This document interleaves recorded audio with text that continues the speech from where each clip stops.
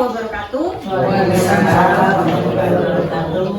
Yang saya hormati kepala sekolah dan rekan-rekan guru sekalian, terima kasih atas waktunya karena telah meluangkan untuk pemaparan saya, yaitu aksi nyata diseminasi budaya positif tentang calon guru penggerak angkatan 11 dari Kabupaten Merangin, Provinsi Jambi.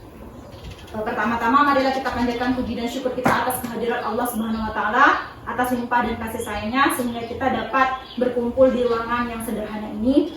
Sholawat beriring salam tak lupa kita anjurkan kepada junjungan kita, Nabi agung kita, yaitu Nabi Muhammad Sallallahu Alaihi Wasallam, dengan ucapan Allahumma sholli ala Sayyidina Muhammad wa ala ali Sayyidina Muhammad. Baiklah Bapak Ibu, di sini saya akan memaparkan aksi nyata diseminasi budaya positif yang saya dapatkan di pendidikan guru penggerak angkatan 11 di Kabupaten Merangin.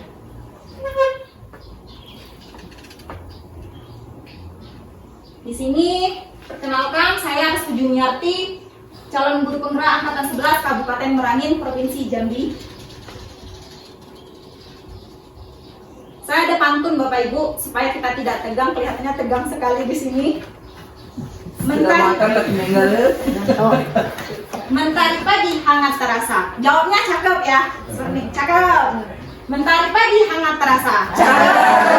Sekolah aman, hati pun senang. Cakep. Budaya positif tumbuh bersama. Cakep. Nyaman belajar, cita-cita pun gemilang.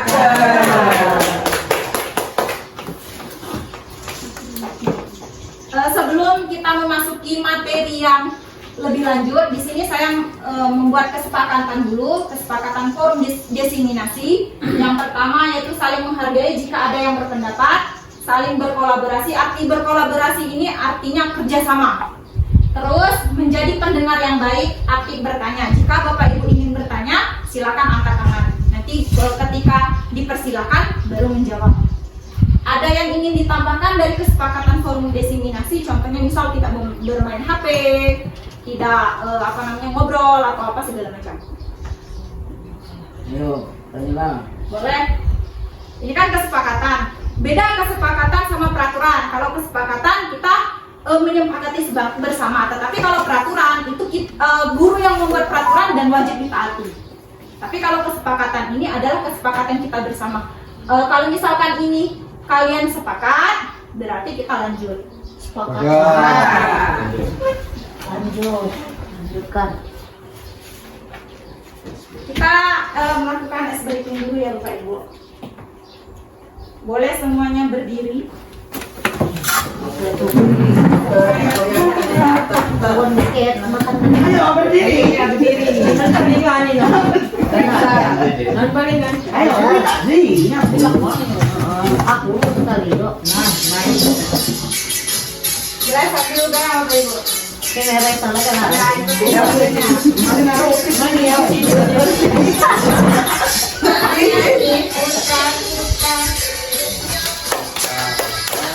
Boleh, sampai.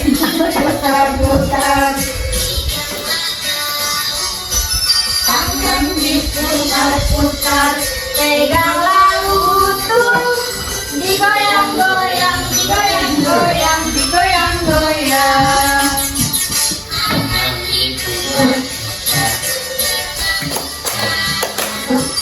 Tangan diputar-putar, peganglah putar-putar, goyang-goyang, goyang-goyang, goyang-goyang.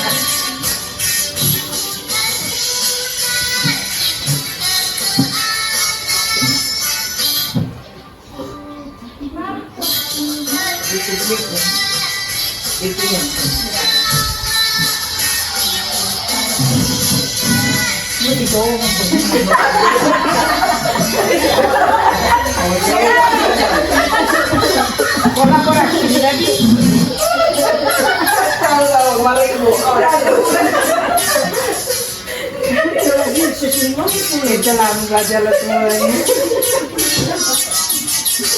Kalau tadi Wala tua.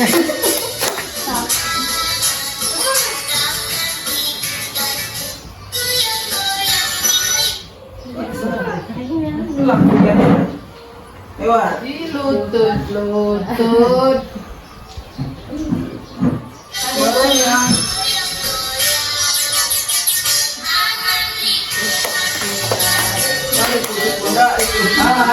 Harus diputar-putar.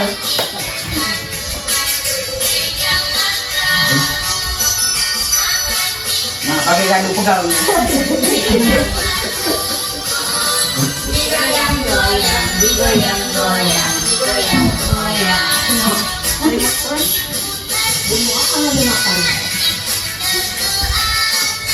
Bisa kok berdua tuh.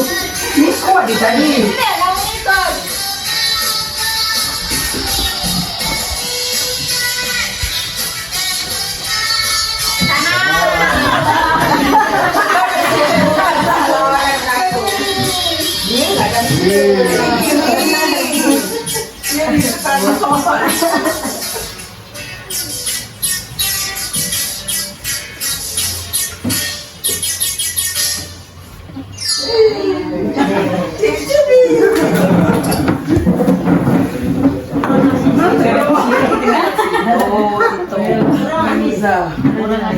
Balik lah.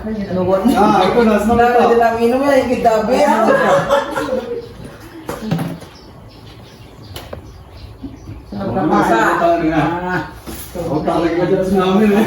Sebelum masuk ke jenjang pembelajaran, ada yang tahu tidak es breaking tadi gunanya untuk apa? Manfaat dari es breaking? Iya, kok Kak? Memberi semangat. Untuk memberi semangat. Ada lagi? Melenturkan anggota tubuh. Melenturkan anggota tubuh. Ada lagi?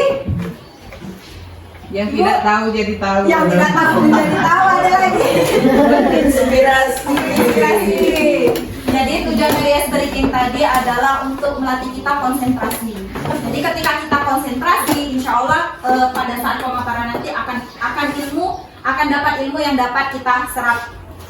Tujuan dari pembelajarannya adalah setelah pembelajaran diharapkan peserta mampu yang pertama memahami dan menerapkan budaya positif di lingkungan sekolah. Yang kedua yaitu meningkatkan kerjasama dan kepedulian pentingnya penerapan budaya positif di lingkungan sekolah.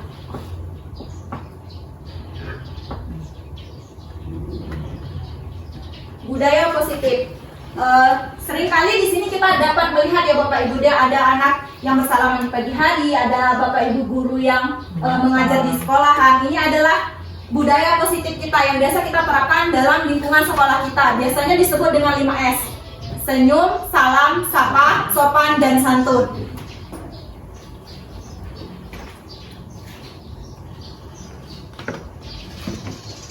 Budaya positif adalah nilai-nilai, keyakinan-keyakinan, dan kebiasaan-kebiasaan di sekolah yang berpihak pada murid agar mereka dapat berkembang menjadi pribadi yang kritis, penuh hormat, dan bertanggung jawab.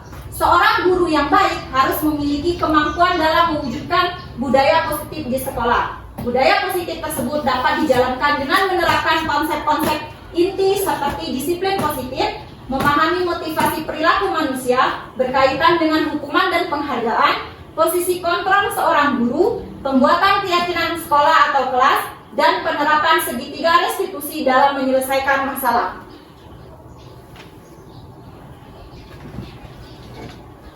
Ini adalah konsep inti budaya positif, yaitu yang pertama perubahan paradigma belajar, yang kedua disiplin positif, yang ketiga nilai-nilai kebajikan, yang keempat kebutuhan dasar manusia, yang kelima motivasi perilaku manusia, yang keenam posisi kontrol guru, yang ketujuh keyakinan kelas, yang kedelapan segitiga restitusi. Nanti ini akan saya bahas satu persatu.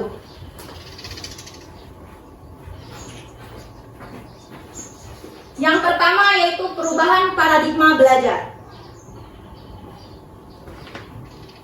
Pembelajaran dengan paradigma baru. Pembelajaran dengan paradigma baru merupakan pembelajaran yang dirancang berdasarkan prinsip pembelajaran berdiferensiasi sehingga peserta didik belajar sesuai kebutuhannya berdasarkan tahap perkembangan sesuai teori psikologi modern untuk mewujudkan profil pelajar Pancasila. Profil pelajar Pancasila itu ada 6 ya. Yang pertama yaitu beriman bertakwa kepada Tuhan Yang Maha Esa dan berakhlak mulia. Yang kedua berkebinekaan global. Yang ketiga mandiri. Keempat bergotong royong, bernalar kritis dan kreatif. Jadi paradigma baru ini menurut Ki Hajar Dewantara seorang guru itu tugasnya hanya menuntun sesuai dengan kodrat perkembangan anak, yaitu kodrat zaman dan kodrat alam.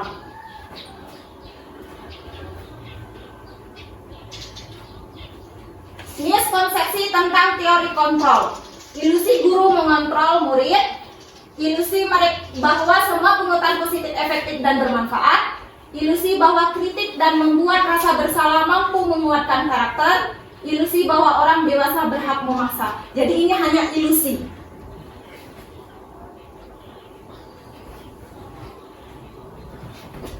Seorang psikiater dan pendidik, Dr. William Glasser, dalam kontrol teori kemudian berkembang dan dinamakan Quest Theory, meluruskan beberapa miskonsepsi tentang makna kontrol. Ilusi guru mengontrol murid. Pada dasarnya kita dapat memaksa murid untuk berbuat sesuatu jikalau murid tersebut memilih untuk tidak melakukannya. Walaupun tampaknya guru sedang mengontrol perilaku murid, hal demikian terjadi karena murid sedang mengizinkan dirinya dikontrol. Saat itu bentuk kontrol guru menjadi kebutuhan dasar yang dipilih murid tersebut. Teori kontrol menyatakan bahwa semua perilaku memiliki tujuan, bahkan terhadap perilaku yang tidak disukai. Ilusi bahwa semua penguatan positif, efektif, dan bermanfaat. Penguatan positif atau bujukan adalah bentuk-bentuk kontrol. Segala usaha untuk mempengaruhi murid agar mengulangi suatu perilaku tertentu adalah suatu usaha untuk mengontrol murid tersebut. Dalam jangka waktu tertentu, kemungkinan murid tersebut akan menyadarinya dan mencoba untuk menolak bujukan kita, atau bisa jadi murid tersebut menjadi tergantung pada pendapat sang guru untuk berusaha. Ilusi bahwa kritik dan membuat orang merasa bersalah dapat menguatkan karakter. Menggunakan kritik dan rasa bersalah untuk mengontrol murid menuju pada identitas gagal. Mereka belajar untuk merasa buruk tentang diri mereka. Mereka mengembangkan dialog diri yang negatif. Kadangkala sulit bagi guru untuk mengidentifikasi bahwa mereka sedang melakukan perilaku ini, karena seringkali guru cukup menggunakan suara halus untuk menyampaikan negatif. Ilusi bahwa orang dewasa memiliki hak untuk memaksa. Banyak orang dewasa yang percaya bahwa mereka memiliki tanggung jawab untuk membuat murid-murid berbuat hal-hal tertentu. Apapun yang dilakukan kemajuan berdasarkan sebuah pengukuran kinerja. Pada saat itu pula, orang dewasa akan menyadari bahwa perilaku memaksa tidak akan efektif untuk jangka waktu panjang, dan sebuah hubungan permusuhan akan terbentuk. Mengubah paradigma stimulus respon ke pendekatan teori kontrol. Jadi yang tadi itu hanya ilusi. Ini adalah stimulus respon, di mana stimulus respon ini dirubah menjadi ke teori kontrol atau pilihan. Yang pertama, kita mencoba mengubah orang agar berpandangan sama dengan kita. Jadi teori kontrolnya itu kita berusaha memahami pandangan orang lain tentang dunia. Terus perilaku buruk dilihat sebagai suatu kesalahan. Teori kontrolnya yaitu semua perilaku memiliki tujuan. Orang lain bisa mengontrol saya. Teori kontrolnya yaitu hanya Anda yang bisa mengontrol diri Anda. Saya bisa mengontrol orang lain. Teori kontrolnya yaitu Anda tidak bisa mengontrol orang lain. Pemaksaan Anda pada saat bujukan gagal. Teori kontrolnya yaitu kolaborasi dan konsensus menciptakan pilihan-pilihan baru. Stimulus model berpikir menang atau kalah. Teori kontrolnya yaitu model berpikir menang-menang. Jadi stimulus respon ini untuk sekarang dalam pemikiran Ki Hajar Dewantara dirubah menjadi teori kontrol seperti ini. Tidak ada lagi pemikiran yang seperti ini. Contohnya, kita mencoba mengubah orang agar berpandangan sama dengan kita. Tetapi kita rubah, kita berusaha memahami pandangan orang lain tentang dunia. Jadi selama ini pemikiran-pemikiran yang ini kita tinggalkan. Kita rubah menjadi ke teori kontrol yang di sebelah sini. Misalnya di sini kan ada model berpikir menang kalah. Tetapi di pemikiran Ki Hajar Dewantara itu tidak ada lagi model berpikir menang-menang.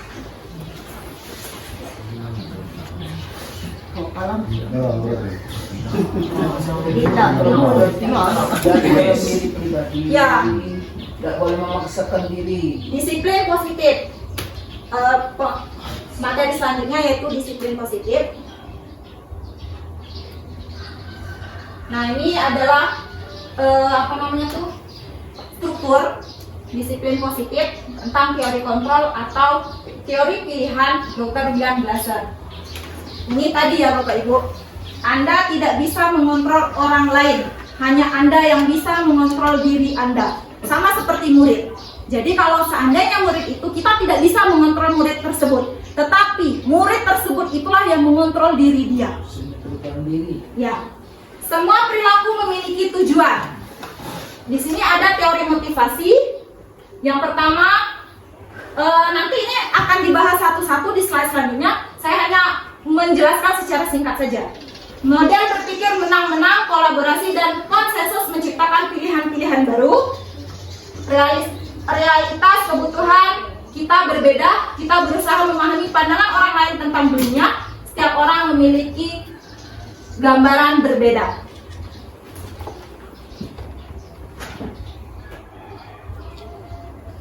Disiplin berasal dari kata discern yang artinya belajar. Dari kata ini timbul kata discipline yang berarti pengajaran atau pelatihan. Disiplin mengacu pada disiplin diri yang memiliki tanggung jawab terhadap nilai-nilai yang diyakini. Disiplin positif merupakan salah satu cara penerapan disiplin yang bertujuan untuk menumbuhkan kesadaran serta memperdayakan peserta didik tanpa imbalan penghargaan, ancaman atau hukuman. Sebagai pendidik, tujuan kita adalah menciptakan peserta didik yang memiliki disiplin diri sehingga mereka berperilaku mengacu kepada nilai-nilai kebajikan universal dan memiliki motivasi intrinsik dalam perubahan perilaku ke arah yang lebih baik.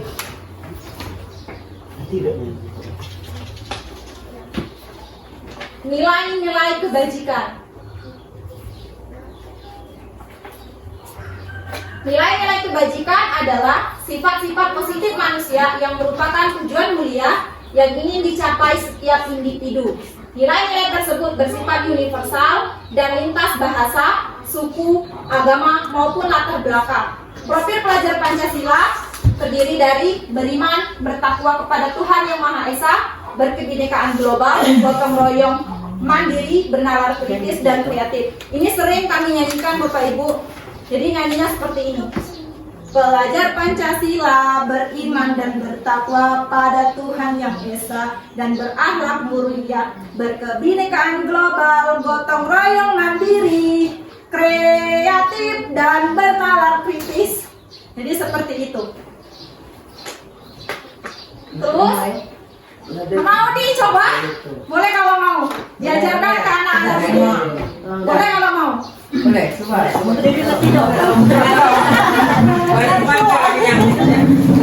Hilangkan yang itu.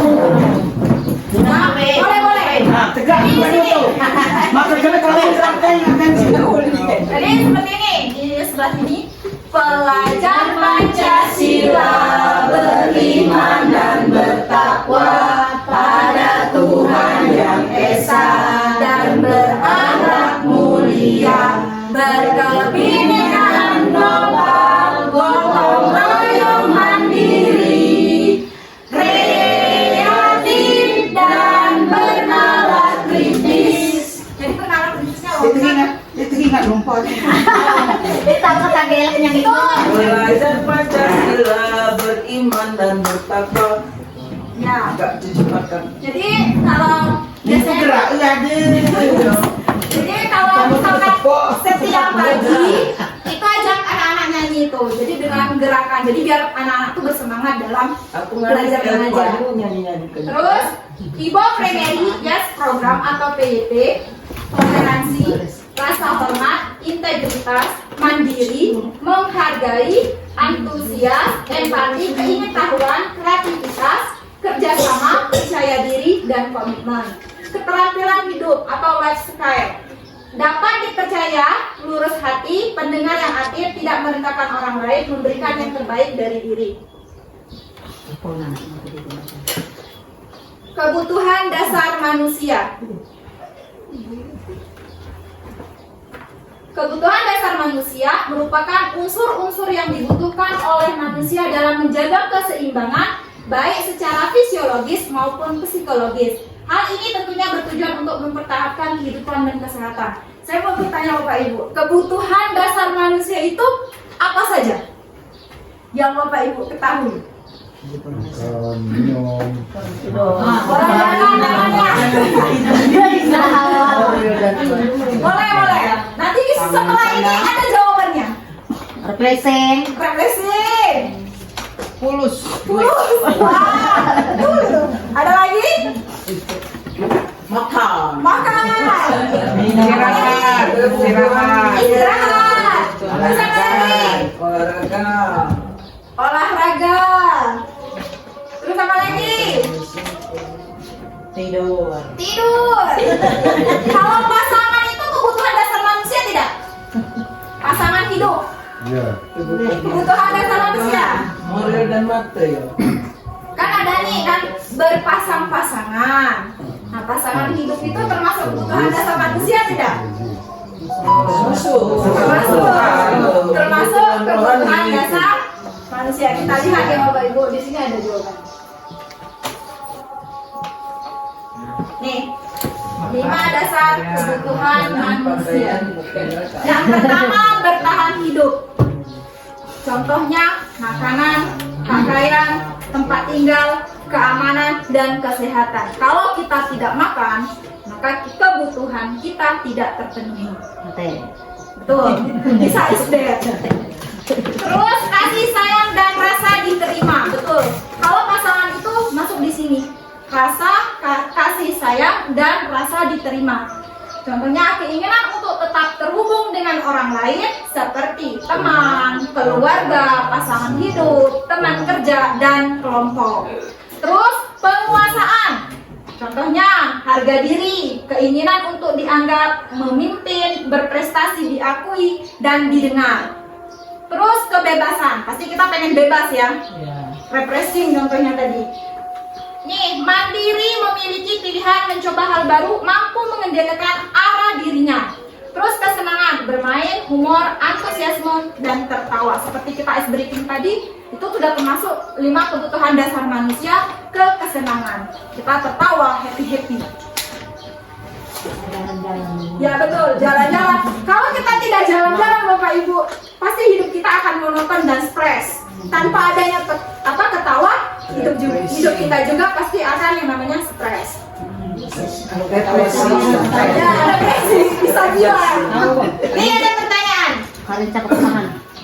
Ibu Restu adalah wali kelas 3, sedang bingung menghadapi ulang salah satu murid di kelasnya, yaitu Renal. Beberapa anak telah mengeluhkan Renal yang sering kali meminta bekal makan siang mereka dengan paksa. Jika Anda menghadapi situasi seperti Ibu Restu, apa yang akan Anda lakukan? Menurut Anda, kira-kira apa alasan Renal melakukan hal tersebut? Silakan di sini ditulis di sini. Mungkin di rumah ada makan. Boleh jawabannya sesuai 5 dasar kebutuhan Di manusia. mana sih di Indonesia? Di mana sih? Pucuk lem. Ini pucuk lem. Ada lemon.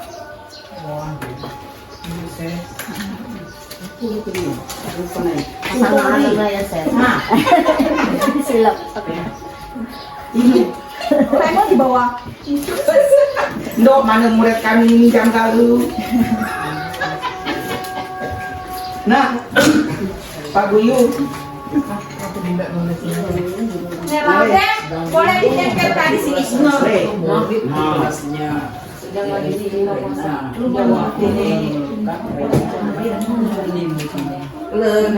yuk, ini kan di sini kan ada lemon. Ini lem. Jadi di belakang lem ini. Ya, di pucuk lem. Yang nulis nih. Keliling. Iya lah, ini kan lem dibaling Ah, berarti iya lah. kalau ini nulis di sini. Ini lem. Karbon. Ini kan ada tempel. Di mana? Di pucuk ini. Nyala.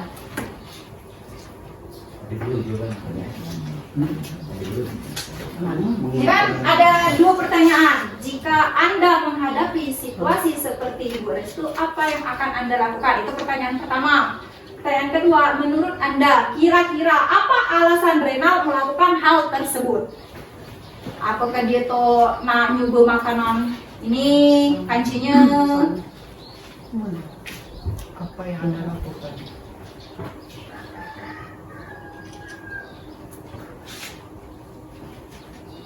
Profesor Teres, Maju. dia tahu tidak?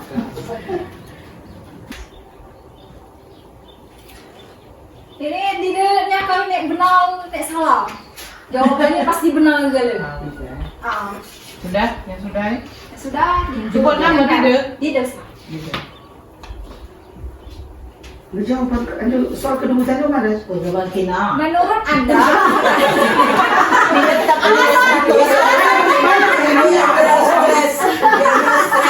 Kalau ini nama tambah. alasan Renal. Ngapa dia nakal? Alasannya tadi. Alasannya Ngapa dia nakal tuh ngapa? Nah, lihat tinggal lah.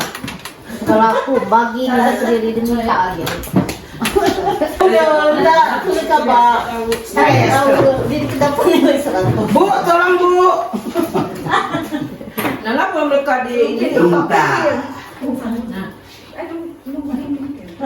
Majikan terus tuh betul gak lo jawabannya? Betul nggak? Tadi ada tadi kan tidak ada menang kalah. Menang. Menang gak lo? Menang. Benar-benar gale deh. Oh, itu lemu tadi. Itu di bawah sini. Ini masih sute. Kami guru penggerak lebih panjang lagi soalnya. Yang ini buat ini lihat jadi guru penggerak yang Bergerak ini aku. bergerak rumahnya. pagian pulang dari jam 4 sampai jam 10. Kumpul kamu baju nih. Ini kembali. Gitu. Nah, aku abang suang nih. Lain yang denger. No. Jadi foto aku dokumentasi. Kalau dokumen ya. Nah, tinggallah. Nah, dokumen.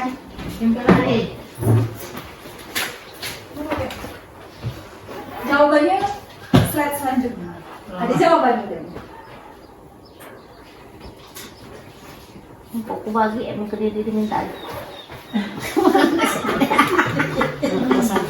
Ya, pakai. Jadi jawabannya saya bacakan ya. Kekurangan perhatian karena dia mau mencoba makanan temannya.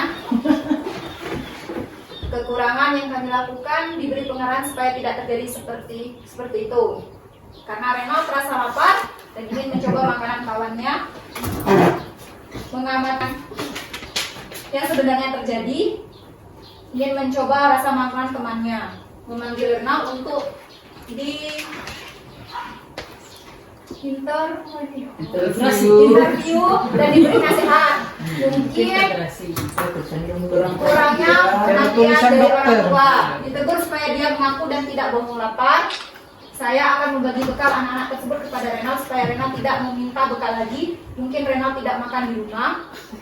Hanya penyebabnya kurang perhatian, biar dianggap pemberani atau penguasa usil atau iseng. Hal yang harus dilakukan adalah menanyakan alasan anak tersebut meminta bekal temannya secara paksa. Menurut saya alasan Renal melakukan hal tersebut karena kebutuhan lapar. Lagi kan? Benar semua. Nah, benar semua. Guru pintar. Ini dia jawabannya. Kita lihat alasan. Alasan yang pertama, karena ia lapar dan orang tuanya tidak membawakannya bekal makan siang. Maka kebutuhan dasar yang sedang berusaha dipenuhi oleh Renal adalah kebutuhan untuk bertahan hidup. Ini ya, 5 dasar kebutuhan kita tadi adalah bertahan hidup. Lanjut, alasan kedua. Ini jawabannya mengambil dari 5 dasar kebutuhan dasar. Yang kedua alasannya, karena ia merasa senang, temannya jadi memperhatikan dia. Ketika temannya melaporkan tindakannya itu pada gurunya, dan gurunya memberitahu orang tuanya, sehingga orang tuanya jadi memperhatikan dia, maka kebutuhan dasar yang sedang dipenuhi Renal adalah kebutuhan akan kasih sayang dan rasa diterima. Anak yang nakal biasanya di sekolah itu dia mencari perhatian gurunya karena di rumah kurangnya kasih sayang dan perhatian. Betul. Jadi sayangi nggak guru berarti. Betul. Kalau tidak ada anak itu yang nakal, Bu. Hanya saja ketika dia di rumah kurang mendapatkan perhatian kasih sayang dari orang tuanya, maka dia membuat onar di dalam kelas. Supaya apa? Supaya dia diperhatikan. Metik tali gitu. Angkat gitu dulu. Alasan Rena yang ketiga, karena temannya jadi takut dengan dia dan menuruti keinginannya, maka Rena sedang berusaha memenuhi kebutuhan dasarnya akan kekuasaan. Dia pengen berkuasa. Puasa. Telepon. Minta duit.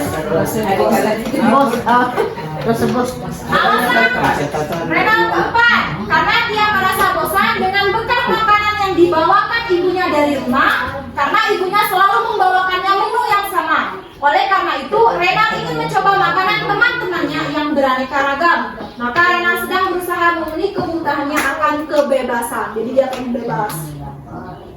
makan terus selesai. Jadi tetap terus gula dalam saja. Alasan kelima, karena ia melakukannya karena iseng dan ia senang melihat ekspresi dari teman-temannya dengan muka yang kesal dan marah. Karena diambil makanannya dan menurut ia ekspresi teman-temannya itu lucu, maka Rena sedang berusaha memenuhi kebutuhan hidup akan kebebasan. Yang terkait kebebasan tadi kan ada yang namanya tertawa. Jadi dia iseng tadi pengen ngelihat teman-temannya tadi supaya dia bisa tertawa karena lucu melihat ekspresi teman-temannya. Nang ngucai we. Ngucai. Balikan kaki tadi ngucai kancil. Apa itu? Motivasi perilaku manusia. Dapat. Nah, ini teori motivasi perilaku manusia. Ada motivasi ekstrinsik dan motivasi intrinsik. Motivasi ekstrinsik ada dua, yaitu untuk menghindari ketidaknyamanan atau hukuman, untuk mendapatkan imbalan atau penghargaan dari orang lain. Apa yang akan terjadi apabila saya tidak melakukannya? Apa yang akan saya dapatkan apabila saya melakukannya? Biasanya Bapak Ibu, kita biasa melakukan ini di dalam lingkungan sekolah kita. Ya, ini, hukuman. Tanpa mencari tahu alasan dari anak tersebut. Betul tidak? Misalnya, anak datang terlambat, langsung kita hukum. Ya, itu tidak boleh. Kenapa kita tanyain dulu, apa alasannya dia datang terlambat? Karena sekarang pemikiran Ki Hajar Dewantara itu tidak lagi memakai hukuman. Nanti ada di slide selanjutnya akan saya jelaskan. Motivasi intrinsik untuk menjadi orang yang mereka inginkan dan menghargai diri sendiri dengan nilai-nilai yang mereka percaya. Saya akan menjadi orang yang seperti apa? Seperti apabila saya melakukannya.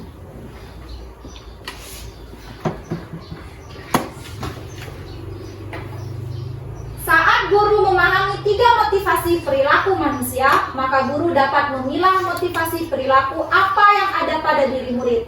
Jika murid memilih motivasi untuk menghindari ketidaknyamanan atau hukuman, dan atau untuk mendapatkan imbalan atau penghargaan, maka motivasi yang ada pada diri anak masih berasal dari motivasi eksternal, dari luar.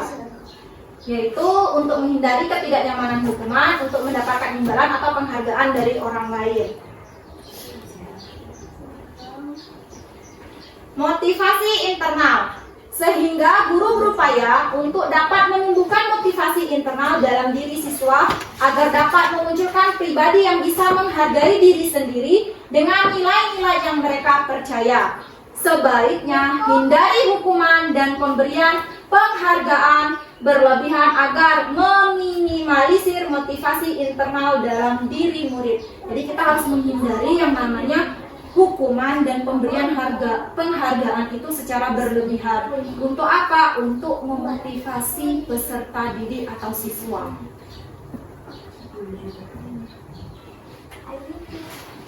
Ini hukuman dan penghargaan. Ini ada penjelasan hukuman, konsekuensi, dan restitusi. Kalau hukuman itu dia jenisnya tidak terencana atau tiba-tiba, murid tidak tahu apa yang akan terjadi atau tidak dilibatkan, bersifat satu arah, berupaya hukuman fisik atau psikis. Ini yang seringkali biasanya kita lakukan di lingkungan sekolah kita.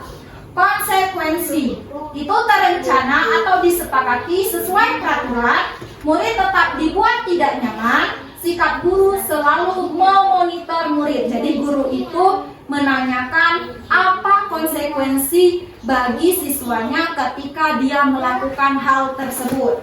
Terus restitusi, proses menciptakan kondisi bagi murid untuk memperbaiki kesalahan, proses kolaboratif yang mengajarkan murid untuk mencari solusi sendiri. Jadi restitusi ini dia menciptakan kondisi bagi muridnya untuk menemukan masalah. Kalau misalkan muridnya itu melakukan kesalahan, kita panggil, kita wawancara, murid tersebut sendiri yang mencari solusinya tanpa kita bantu.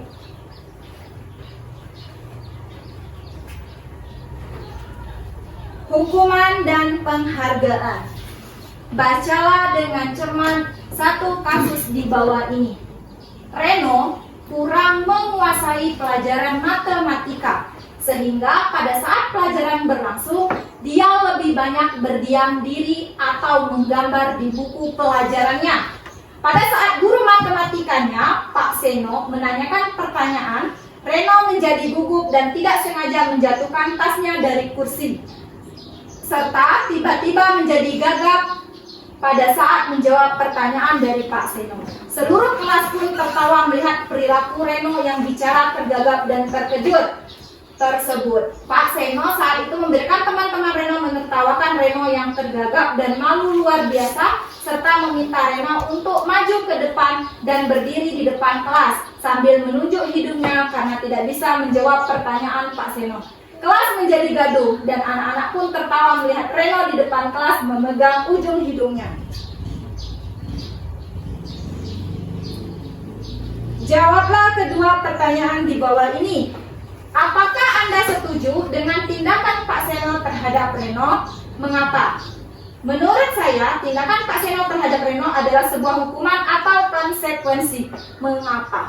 Boleh langsung untuk pertanyaan pertama, kalau ada yang mau menjawab, angkat tangan. Tidak menulis.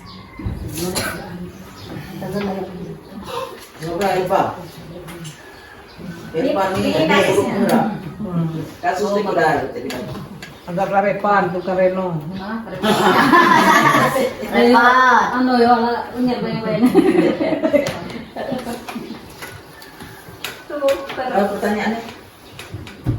Reno menjadi gugup. apakah Anda setuju dengan tindakan Pak Seno terhadap Reno? Mengapa? Ini pertanyaan.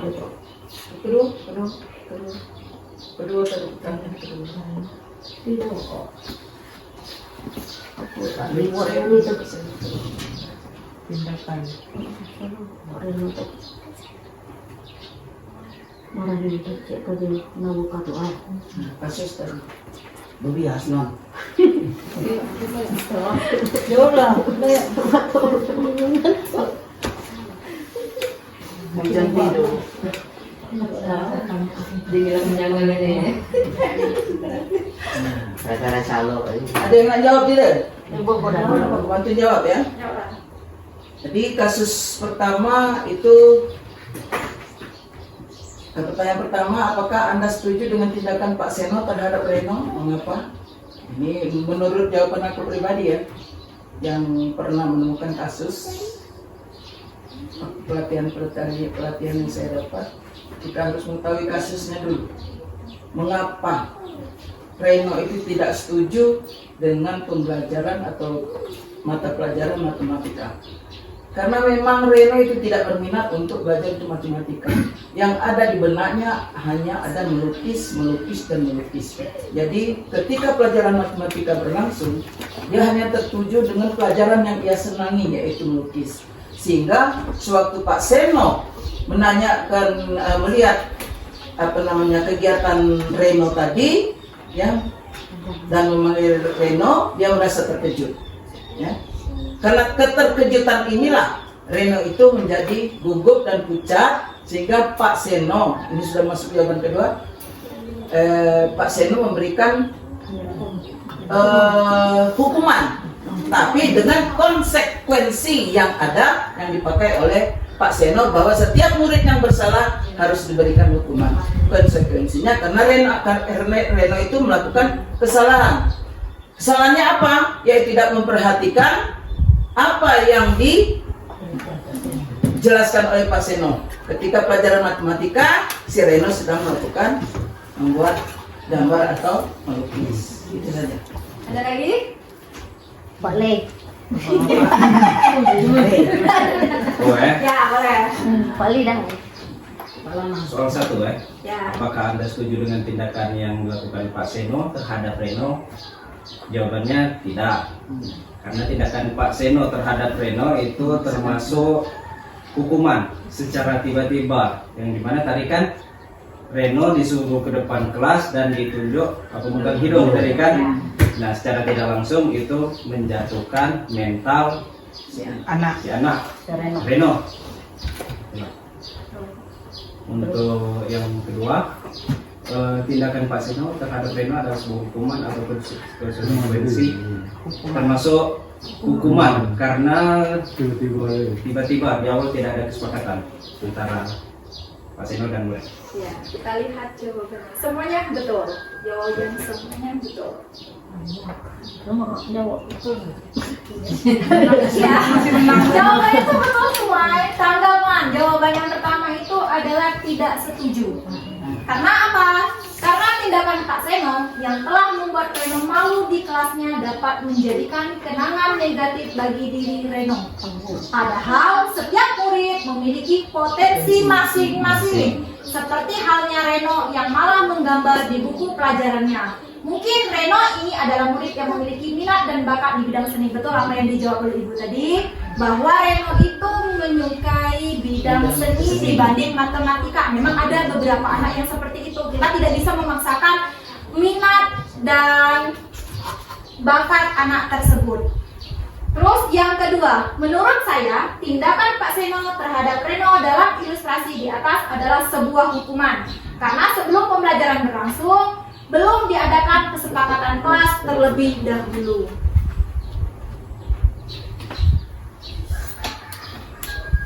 Nih, tindakan guru itu ada hukuman atau konsekuensi. Boleh Bapak Ibu jawab.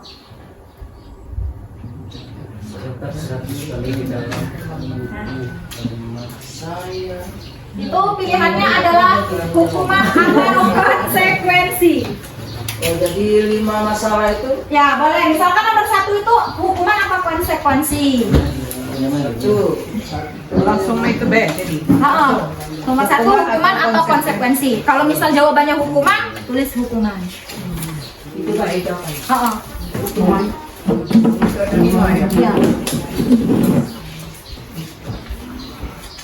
Tuh.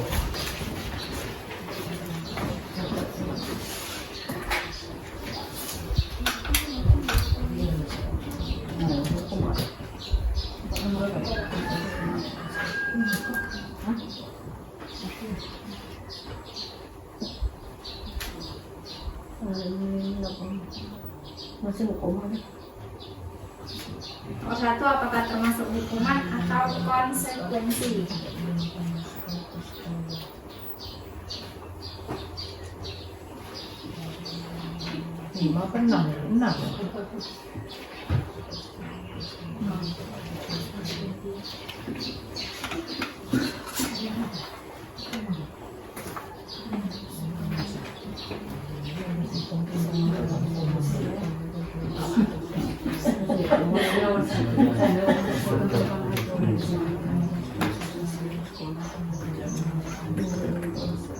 Kira Bu?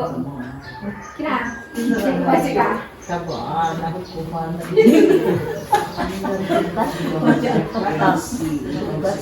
Ini Dua, lari menyelinap lapangan basket 2 kali karena terlambat hadir di sekolah.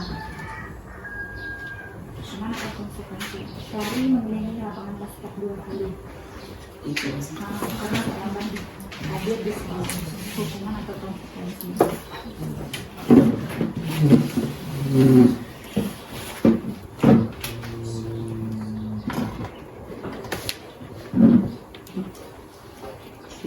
Nomor 7, murid diminta untuk pick up 15 kali karena tidak menggunakan masker ke sekolah.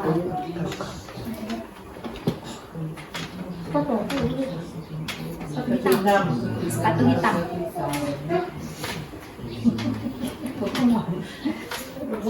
Meninggal hukuman dulu enak berarti. Mas kebenaran dia. Oh, masa kebenaran.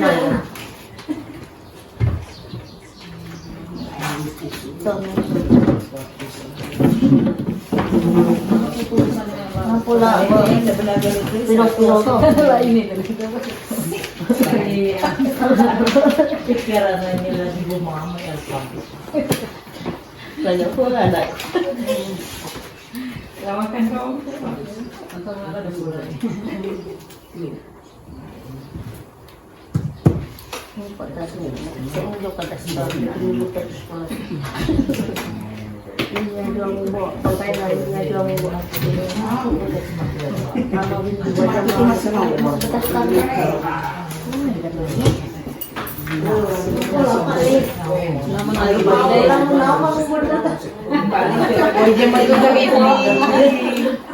Oh dia itu udah jadi guru kenapa boleh? Kamu budak-budak ni Allah. Saya kan pensiun saya. Kamu senang bergerak, Bu. Kalau masih muda masih nak bergerak. Bagi akan punya bergerak. Tahu lama banget. Pikir kan. Sih Masih muda. Iya, masih encer juga. Nenek tahu dia tuh pria. Kritis. Ketua kelas. Aku bagian keamanan nih. Diam. Kita lihat jawabannya. Sabun ya. Yang pertama, Empat deh. mencatat 100 kali di dalam buku kalimat saya tidak akan terlambat lagi karena terlambat ke sekolah itu adalah hukuman. Karena apa? Karena dia adalah langsung disuruh saya tidak akan terlambat lagi tanpa mencari tahu apa penyebab anak tersebut datang terlambat basket 2 kali karena terlambat hadir di sekolah. Itu juga hukuman. Yang ketiga, murid diminta untuk push up 15 kali karena tidak menggunakan masker ke sekolah. Itu adalah hukuman. Yang keempat, menggantikan kertas tugas teman yang telah dicoret-coret. Itu adalah konsekuensi. Kenapa konsekuensi? Karena dia mencoret kertas temannya. Jadi dia harus menggantikan kertas temannya tersebut. Membersihkan tumpahan air di meja tulis karena tersenggol pada saat belajar. Itu adalah konsekuensi. Nomor selanjutnya, murid disuruh untuk tidak mengenakan sepatu seharian di sekolah karena tidak mengenakan sepatu untuk kita. Itu adalah hukuman. Peraturan sekolah harus pakai sepatu hitam. Tidak menggunakan. Terima posisi kontrol. Kenapa 100? Jangan salah dua. Ya keluar be yang cobalah buka. Kepalkan tangan. apa? Main HP. Kepalkan tangan. Bayangkan Anda menyimpan sesuatu yang sangat berharga di tangan Anda dan perlu menjaga hal tersebut sangat penting bagi kehidupan Anda. Mas, ambil masa jauhan. Oke, jadi seperti ini. Coba kepalkan tangannya. Nanti saya suruh temennya, Pak Le sama Pak Hadi. Bu Ebi sama Ibu Pak. Ibu sama itu berpasang-pasang. Pasang kita. Satu yang mengepal, silakan pilih mana temennya yang mengepal. Satunya lagi membujuk temannya membuka kepalan tersebut. Ini bukalah kepala minta baca. Nih, Teguh. perintahnya adalah jika dia mengepal, bayangkan Anda menyimpan sesuatu yang sangat berharga di tangan Anda dan Anda berhubungan hal tersebut karena sangat penting bagi kehidupan Anda. Silakan Bapak Ibu, mana yang temannya saya mengepal. Tugas saya membujuk temannya untuk membuka kepala tersebut.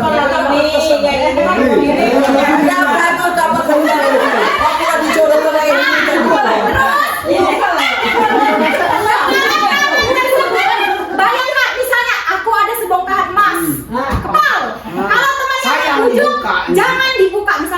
Kalau misalkan kamu terbujuk aja temannya, boleh dibuka. Boleh, menggelitik, boleh menggoda, boleh pakai uang juga boleh.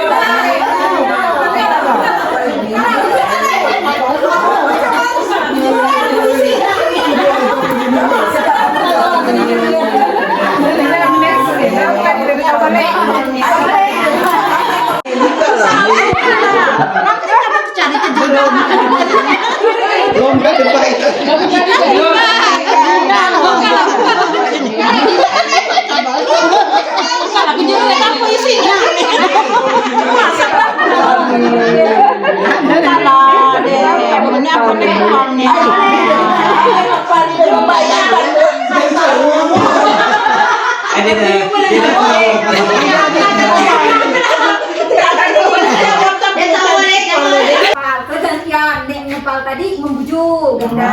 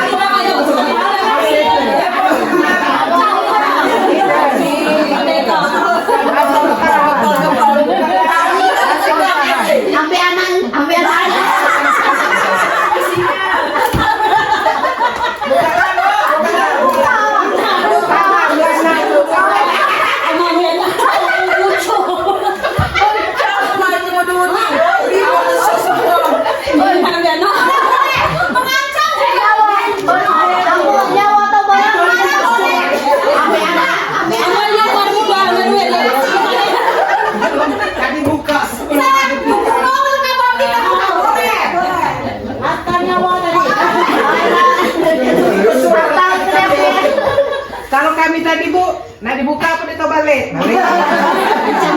Ya karena aku diancamnya, aku anak katanya. Tidak, siapa yang Paksa dibuka. Tapi aku sengaja ya dipugia.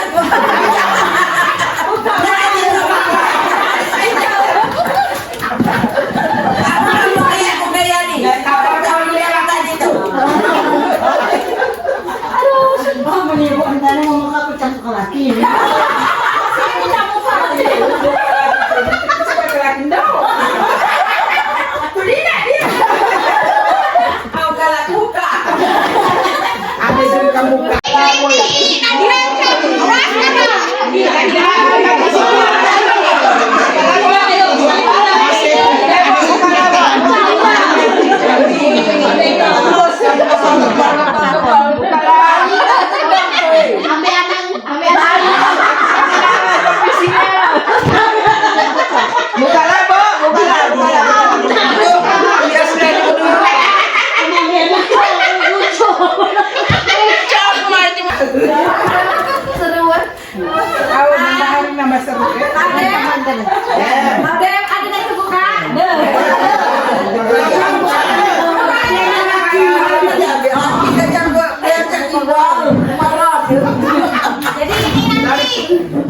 Di sini permainan ini nanti ada di kontrol. Jadi kontrol diri. Kontrol emosi. Untuk emosi tinggi berarti emosinya Pertanyaannya, apakah teman Anda membuka kepalan tangan Anda? Ya. Pertama, apa alasan Anda membuka kepalan tangan Anda? diancam. Ada ambil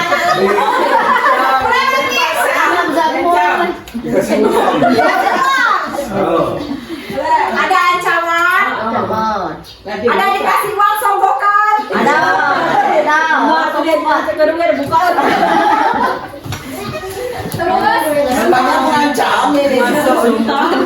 Ya, dalam kegiatan ini sesungguhnya siapa yang memegang kendali atau kontrol untuk membuka atau menutup kepalan tangan? Teman. Boleh angkat tangannya. Ada tangannya. Dan yang sesungguhnya siapa yang memegang kendali? Yang memegang kendali atau kontrol untuk membuka, membuka atau menutup kepalan tangan. diri Diri sendiri. Diri sendiri. Tahu dulu tadi diancam sendiri. Lalu buka Diancam aku laki ke diajak membawa.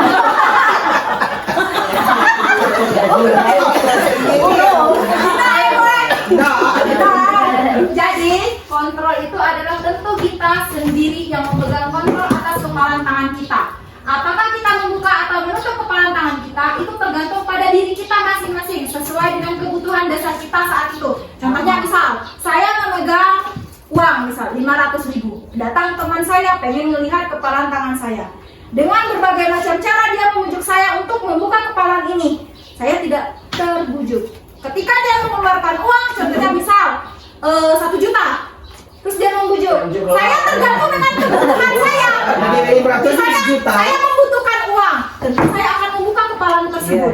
Tetapi ketika saya tidak membutuhkan uang tersebut, saya akan mempertahankan kepalan tangan tersebut. Jadi sesuai dengan kebutuhan kita. Kalau kita butuh, kita buka. Tetapi kalau kita ada di situ. Nah, betul lagi ya minta Saya ngambil lagi.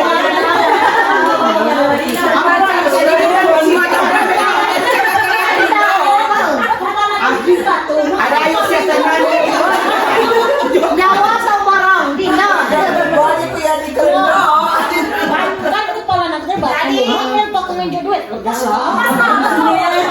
Jadi 5 posisi kontrol itu ada penghukum, pembuat rasa bersalah, teman, pemantau, dan manajer. Di mana penghukum itu terdiri dari 6, menghardi, yang tadi ya, menghardi, menunjuk-nunjuk, menyakiti, menyindir. Kalau kamu tidak melakukannya, apa yang rasakan? Tadi kan kepalan kan? Tadi pasti ada ancaman, itu hukuman penghukum. Terus memberontak, menyalahkan orang lain, berbohong. Murid meletakkan guru di luar dunia berkualitas. Biarkan saja, nanti juga marah-marah lagi. Terus mengulangi kesalahan. Terus membuat rasa bersalah itu berceramah dan mengatakan seharusnya ibu kecewa. Kamu sudah tahu ibu lelah sekali mengatakannya, ibu stres.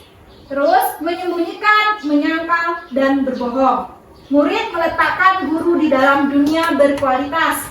Maafkan saya, merasa rendah diri. Teman, posisi kontrol teman itu membuatkan alasan-alasan untuk muridnya. Terus ayolah lakukan demi ibu. Masa kamu tidak mau? Ingat, tidak ibu pernah bantu. Terus ketergantungan. Murid meletakkan guru di sebagai orang yang sangat penting di dunia berkualitas. Saya pikir bapak atau ibu teman saya, ternyata begitu. Lemah, tidak mandiri, tergantung ini ya. Ini guru berbuat. Ini guru berkata, ini hasil. Ini kaitan dengan dunia berkualitas. Ini murid berkata, dampak pada murid. Jadi yang dibawa dampak pada murid. Pemantau, guru berbuat, misalnya menghitung dan mengukur. Guru berkata, apa peraturannya? Hasil, menyesuaikan diri bila di awal. Kaitan dengan dunia berkualitas, murid meletakkan guru peraturan dan hukum di dunia berkualitas. Murid berkata, berapa banyak bintang yang saya harus peroleh, berapa halaman yang harus saya tulis. Dampak pada murid,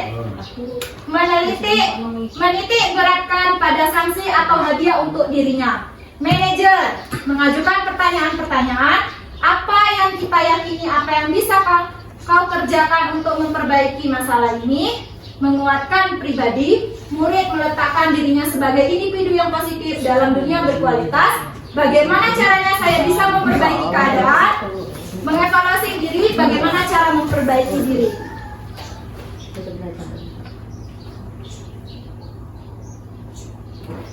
Contoh penerapan 5 posisi kontrol guru.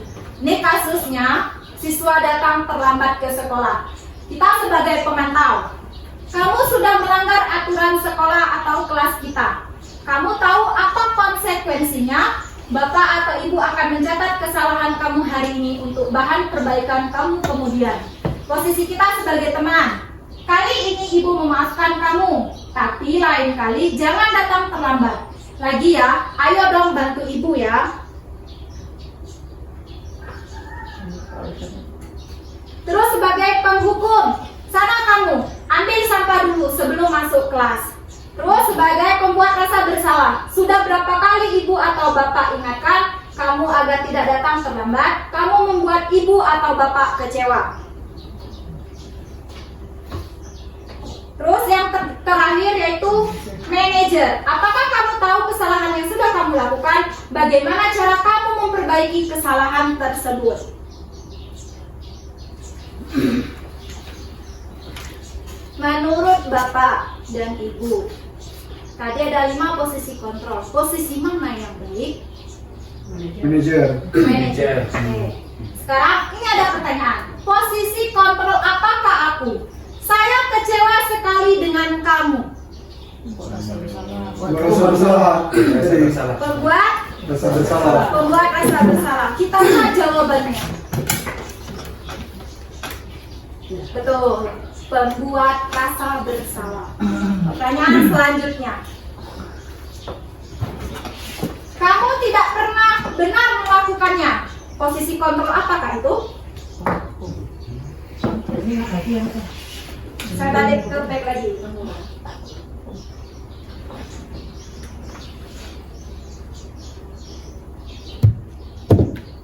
Tuh, pemantau teman.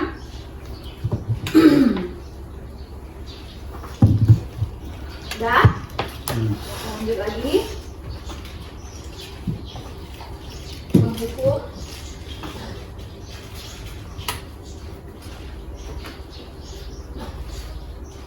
Sudah?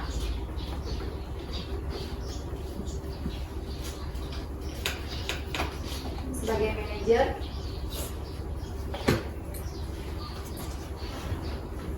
Aku nangis. sudah? Sekarang pertanyaan yang kedua.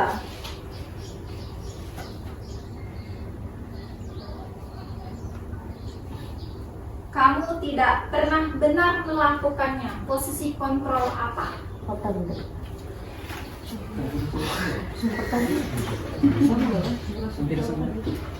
Yang pertama, pembuat rasa bersalah sudah. Ada teman, ada manajer, ada si pemantau, ada Pemantau yang yang kecewa. ya? Pemantau yang kecewa. Pemantau. Oke, kita lihat jawabannya. Pembuku. Jawabannya. Kita lanjut lagi. Adalah lakukan demi bapak atau ibu ya. Teman. Teman. Kita lihat jawabannya. Betul.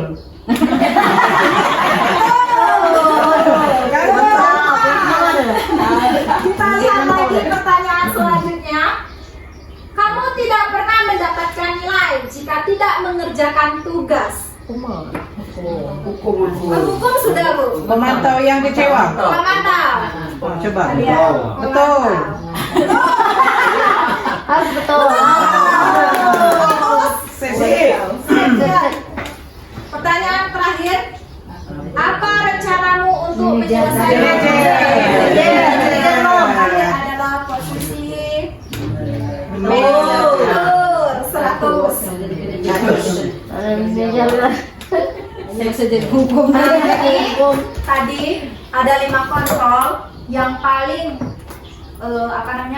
posisi kita itu adalah seorang manajer. Kenapa seorang manajer? Karena guru berbuat sesuatu bersama murid, mempersilahkan murid mempertanggungjawabkan perilakunya dan mendukung murid agar dapat menemukan solusi atas permasalahannya sendiri. Kenapa posisi manajer? Karena ini kita ada masalah dengan murid, kita panggil muridnya tersebut, kita ajak diskusi. Kenapa dia melakukan hal tersebut? Pasti dia punya alasan. Kenapa dia melakukannya? Nanti kita tanyain keyakinan kelas apa? Apa konsekuensinya kalau dia terus-menerus melakukan hal tersebut? Terus, posisi manajer mengacu pada restitusi yang dapat menjadikan murid sebagai manajer bagi dirinya sendiri sehingga tercipta identitas positif atau berhasil pada diri murid. Karena apa? Kalau kita di posisi manajer, murid itu sendiri yang akan mencari solusi dari permasalahannya, bukan kita, tetapi murid itu. Untuk melatih murid supaya mereka menemukan solusi dari permasalahannya tersebut. Contohnya misal, mereka ribut di dalam kelas. Kita bertanya kepada mereka, kenapa kamu ribut? Apa alasannya? Apa solusinya supaya kamu tidak ribut lagi? Pasti murid tersebut akan menjawab sendiri bagaimana dia tidak akan ribut lagi di dalam kelas tersebut.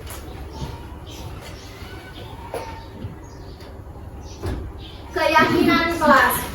Ini ya Bapak Ibu ya, keyakinan kelas dan peraturan itu berbeda.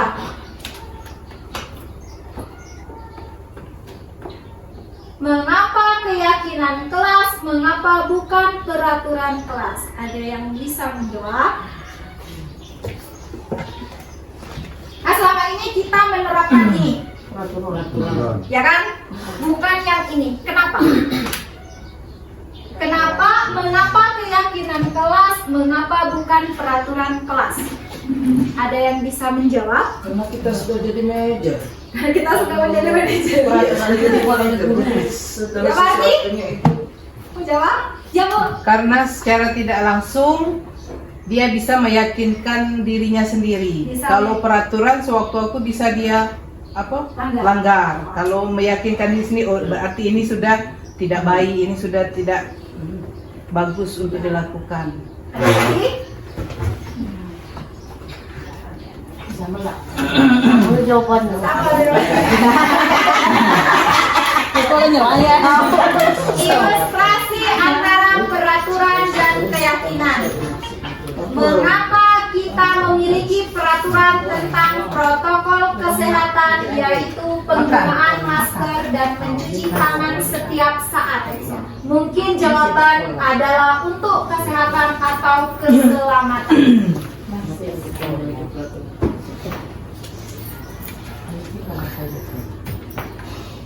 Pembentukan keyakinan kelas yang pertama bersifat abstrak, yang kedua berupa pernyataan universal, yang ketiga dibuat dalam pernyataan positif, yang keempat sedikit saja agar mudah diingat, kelima sesuai dengan kondisi kelas dari sekolah, keenam sehingga mudah diterapkan, tujuh semua warga kelas atau warga sekolah dilibatkan saat membuat keyakinan kelas.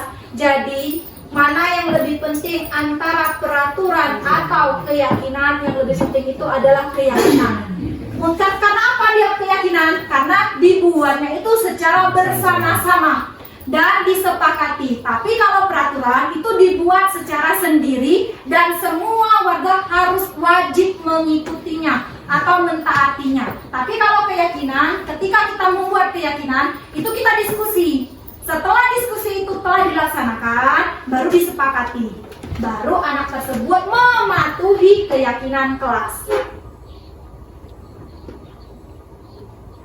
Nih, urutan langkah-langkah utama dalam menetapkan keyakinan kelas serta pendalamannya. Yang pertama, berdiskusi memunculkan peraturan-peraturan yang perlu ditaati warga kelas. Contohnya pada saat awal pembelajaran atau awal semester. Jadi ketika kita pembelajaran itu kita membuat keyakinan kelas terlebih dahulu.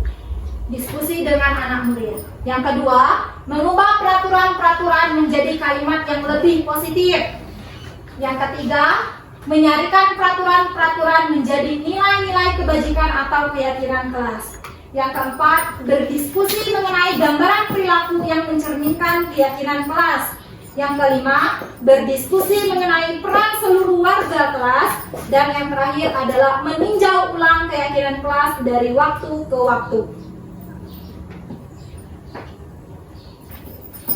Ini ada contoh keyakinan kelas.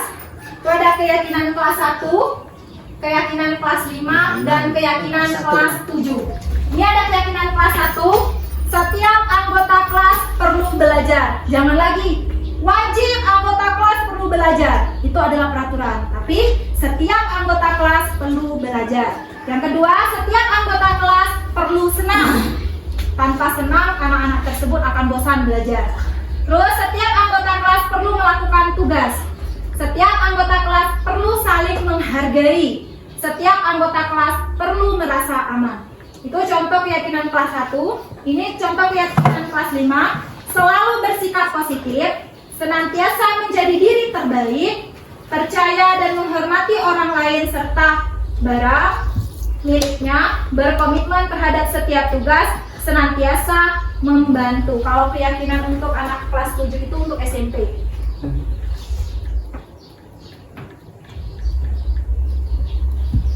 Kegiatan pendalaman keyakinan kelas tabel T dan Y. Itu ada terlihat, terdengar, berperilaku, hormat, dan bekerja.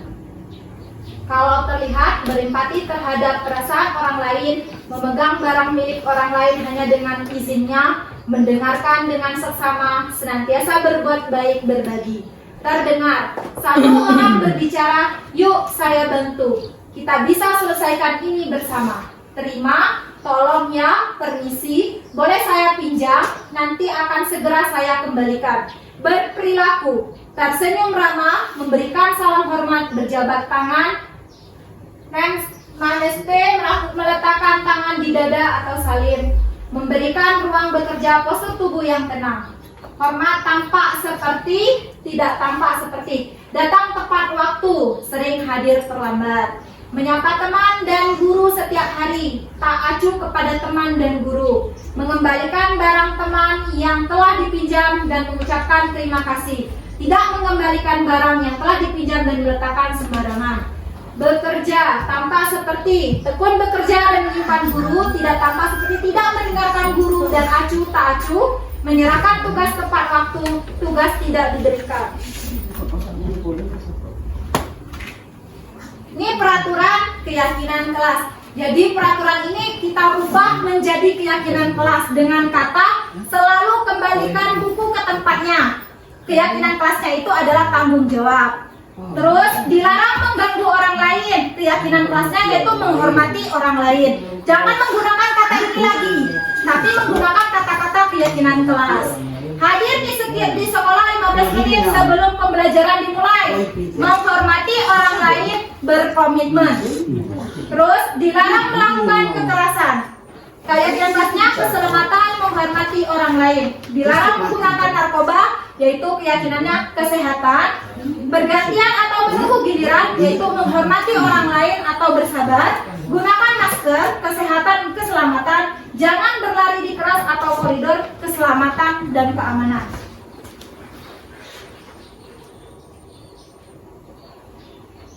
Segitiga restitusi.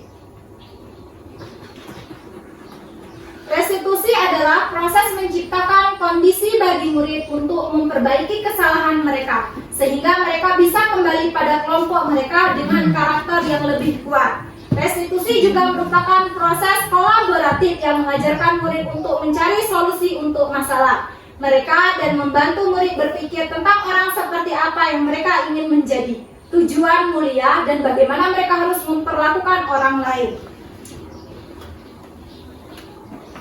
Ciri-ciri restitusi. Yang pertama, bukan untuk menembus kesalahan, namun untuk belajar dari kesalahan. Yang kedua, memperbaiki hubungan. Yang ketiga, tawaran bukan paksaan. Yang keempat, menuntun untuk melihat ke dalam diri. Yang kelima, mencari kebutuhan dasar yang mendasari tindakan. Yang keenam, restitusi diri adalah cara yang paling baik. Yang ketujuh, restitusi fokus pada karakter bukan tindakan. Yang kedelapan, restitusi fokus pada solusi. Yang kesembilan, restitusi mengembalikan murid yang berbuat salah pada kelompoknya. Segitiga restitusi itu ada 3. Yang pertama, menstabilkan identitas. Yang kedua, validasi tindakan yang salah. Yang ketiga yaitu menanyakan keyakinan kelas, yaitu suatu proses dialog yang dijalankan oleh guru agar dapat menghasilkan murid yang mandiri dan bertanggung jawab. Ini nanti ada kasus juga saya akan tayangkan. Ini hukuman, konsekuensi, dan restitusi. Kalau hukuman, sesuatu yang menyakitkan harus terjadi, konsekuensinya sesuatu harus terjadi, restitusinya yaitu restitusi merupakan pilihan. Kedua, tidak nyaman untuk murid atau anak untuk jangka waktu panjang, konsekuensinya tidak nyaman untuk murid atau anak untuk jangka waktu pendek, restitusinya yaitu menguatkan untuk murid atau anak dalam jangka waktu panjang. Hukumannya, korban mendapatkan keadilan, konsekuensinya korban bisa diabaikan, restitusinya yaitu korban mendapatkan ganti. Hukuman, murid anak akan tersakiti, konsekuensi murid anak dibuat tidak nyaman, restitusi murid anak mendapatkan penguatan, dan seterusnya.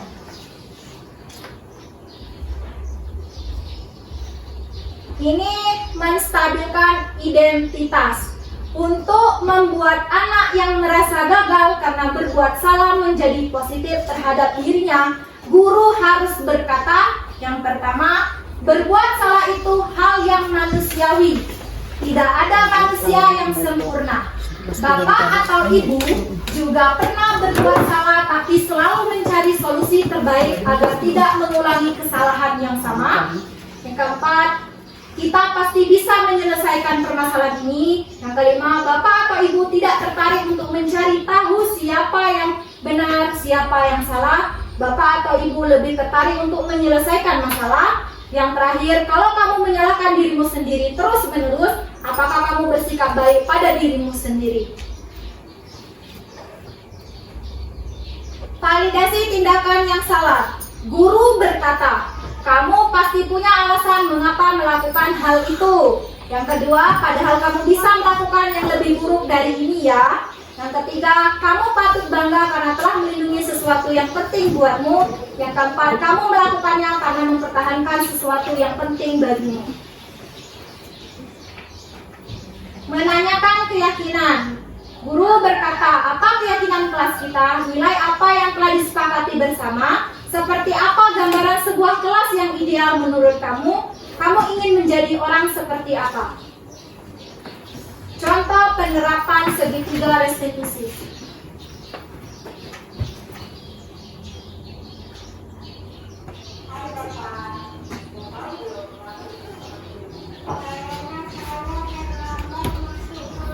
Kedengaran tidak suara?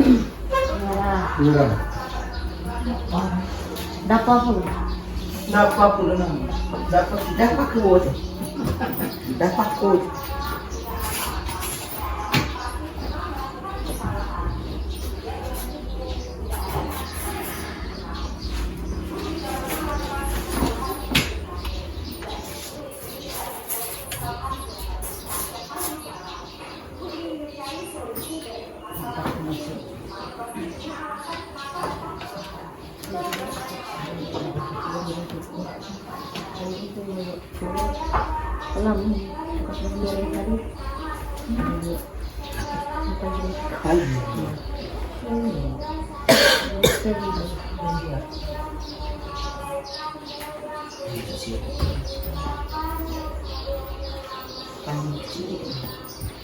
Jangan tahu sini juga.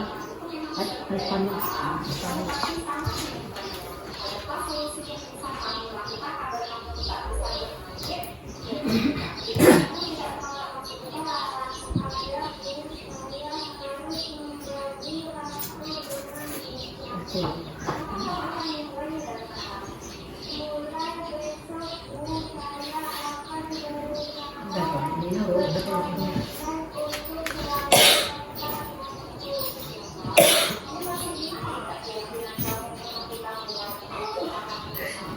Kalau dapat punya topik potensi.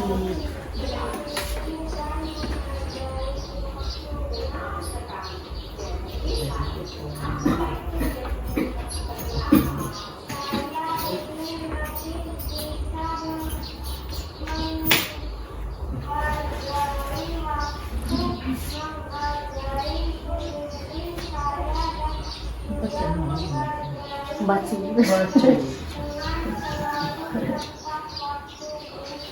Kalau untuk tidak mana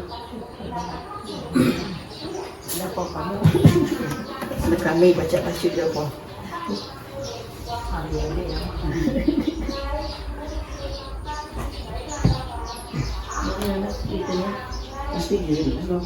Pasti kan? Nah itu tadi contoh restitusi segitiga restitusi. Yang pertama itu menstabilkan identitas terlebih dahulu. Yang kedua baru kita menanyakan. Yang ketiga itu adalah menanyakan keyakinan kelas. Dia akan jadi seperti apa tanpa menghardik siswa melakukan kesalahan tersebut. Jadi kita sebagai seorang guru kita tidak boleh langsung menghardik anak tersebut. Kalau mereka misalkan mereka ngobrol, kita panggil anak tersebut secara pribadi, berbicara berdua, tanyakan kenapa dia melakukan hal tersebut. Nanti mereka tersebut akan mencari solusinya sendiri. Ini refleksi terakhir. Hal baru apa yang mengubah paradigma Bapak atau Ibu setelah mengikuti kegiatan ini? Perasaan apa yang muncul selama mengikuti kegiatan hari ini atau Bapak dan Ibu? Boleh yang mau menjawab angkat tangannya.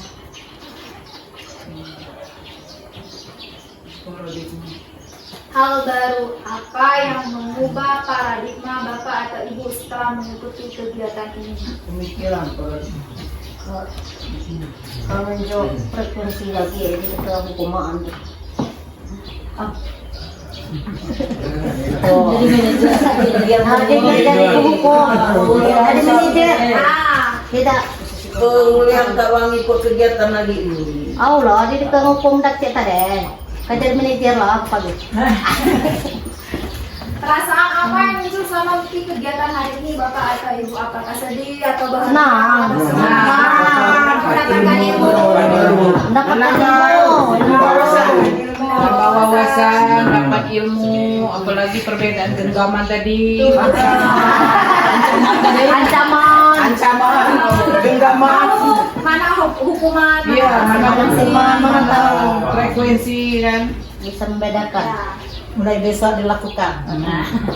Masih nang hukum tuh lah. Nah, supaya nutup. Jadi dalam penerapan program disiplin positif, hendaknya guru memiliki standar kepribadian, profesional, dan sosial yang baik di mana guru mampu merefleksi dirinya dalam posisi kontrol saat ini, bagaimana perjalanan dirinya sebagai among atau manajer yang menuntun murid-muridnya menjadi insan yang mandiri, merdeka, dan bertanggung jawab. Terima kasih, salam Bapak atau Ibu guru hebat. Sebelum saya tutup, ada yang ingin bertanya, boleh? Lah mantap. Kurmer nih. Lah hebat.